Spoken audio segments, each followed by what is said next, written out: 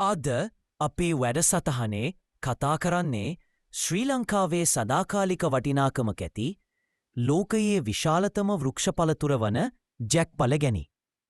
Course ගස කියන්නේ හරිතපත්‍ර රැසකින් සැරසුණු ගම්බද්ද සුවන්දකින් පිරුණු ශක්තිමත් මහත් ගසක්. මෙහි ගොඩ සැතියේ මුමුණන සුවන්දෙන්වත් කෝස් පලතුර පිරිපුන් බව දැනේ. ජැක් පලතුර සමහර විට කිලෝ 10-50 බිසිත්තික ඉක්මවා යන බරක් ඇති ලෝකයම ආශ්චර්යට පත් කරවන විශාල පලතුරක්. ජැක්පල පෝලෝස් කොස් ලෙස උපයෝගී කරගන්නවා. ජැක්පල කියන්නේ රසයට පමණක් නැවෙයි. පෝෂණයටත් මහාධනයක්.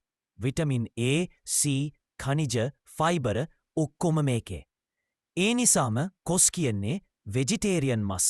ඒ කියන්නේ මස්ට වඩා ආහාරමය වටිනාකමක් ඇති පරිප්පුවක්. කොස් ගස මගින් පලතුර පමණක් නෙවෙයි.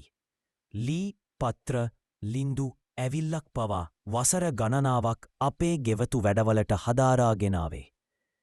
අවසානයේ ජැක්පල කියනේ අපේ රටේ ඉතිහාසයත් කෘෂිකර්මයත් ගෙදර කැම සංස්කෘතියත් එකතු වෙන අමිල උරුමයක්.